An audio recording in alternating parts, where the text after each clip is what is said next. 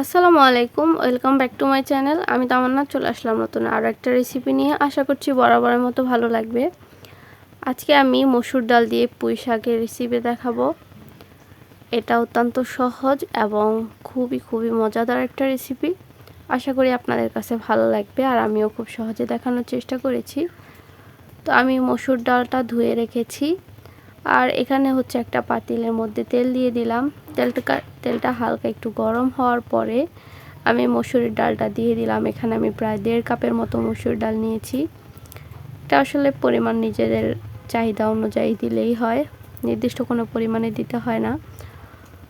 তো আমি ডালগুলোকে তেলের উপর একটু ভেজে নিব, আর এগুলো আমি আগে ধুয়ে রেখে দিয়েছিলাম।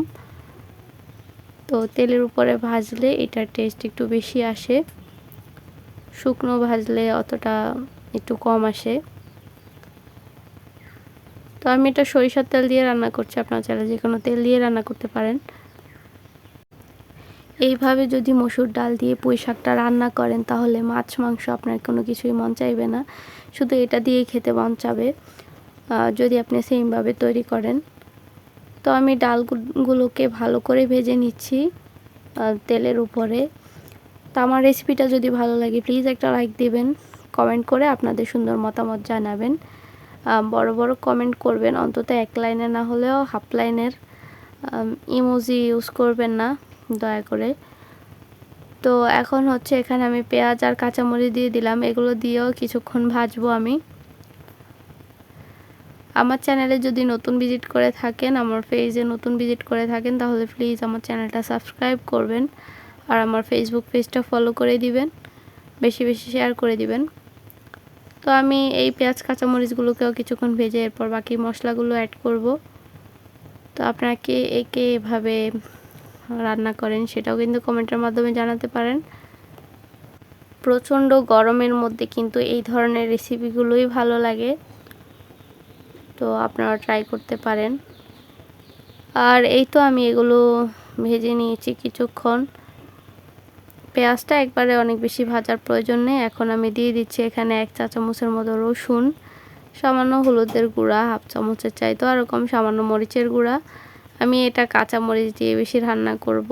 আপনারা ঝাল যদি বেশি খান তাহলে আর বেশি দিতে পারেন। তো আমি ঝালটা একটু মিনিমাম রাখার চেষ্টা করেছি। এই ঝাল লবণ এগুলো আসলে সবার রুচি অনুযায়ী। তো এবার এগুলোকেও আমি কিছুক্ষণ ডালের সাথে ভাজবো। আর এখন দিয়ে দিলাম হচ্ছে লবণ। তো এরপরে আমি দিয়ে দিব পানি। এবার এটাকে আমি বেশ কিছুক্ষণ কষিয়ে নিব।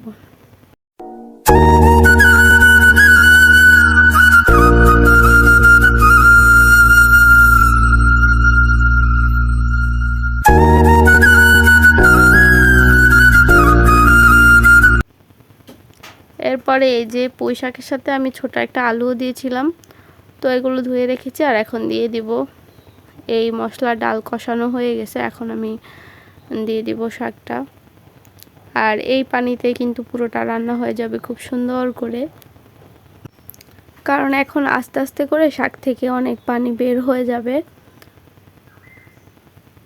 তো আমি সবগুলো দিয়ে দিলাম, এখন নেড়েছে তারপর ঢাকনা দিয়ে রাখবো। প্রথমে একটু নুয়ে যাওয়া পর্যন্ত কিছুক্ষণ ঢাকনা দেব, এরপর আর দেব না।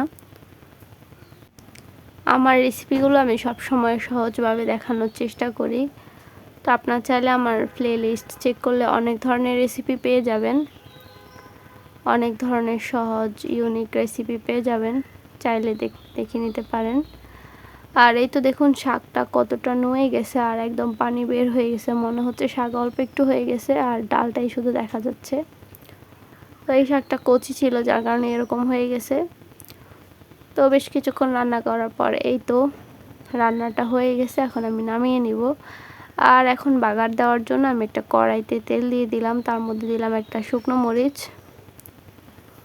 তো আপনার পেঁয়াজ রসুন যে কোনোটা দিয়েই করতে পারবেন, আমি হচ্ছে রসুন দিয়েই বাগারটা দিব।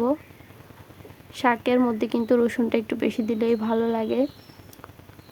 তো এগুলো একটু ব্রাউন কালার হওয়া পর্যন্ত নাড়তে থাকবো। তো আমার এই রেসিপিটা কেমন লেগেছে কমেন্ট করে জানাতে কিন্তু ভুলবেন না। আর এটা একদম সহজ, ব্যাচেলররাও তৈরি করতে পারবে। আর গরমের জন্য একদম মজাদার আর পারফেক্ট একটা রেসিপি। তো বাগারটাও আমি দিয়ে দিলাম, এই তো। আর এখন আপনাদেরকে একটু পরিবেশন করে দেখাই। দেখুন এটা দেখতে কতটা লোভনীয় হয়েছে। আমার পরিবারের সবার অনেক পছন্দের আর অনেক প্রশংসা করেছিল খেয়ে। তো দেখুন দুর্দান্ত হয়েছিল। কিন্তু আমার ভিডিওটা কিন্তু বেশি বেশি শেয়ার করে দিবেন। আজকের রেসিপিটা এই পর্যন্ত। সবাই ভালো থাকবেন, সুস্থ থাকবেন। পরবর্তী আরও একটা ভিডিও দেখার আমন্ত্রণ জানিয়ে আমি এখানেই বিদায় নিয়ে নিচ্ছি। আল্লাহ হাফেজ, আসসালামু আলাইকুম।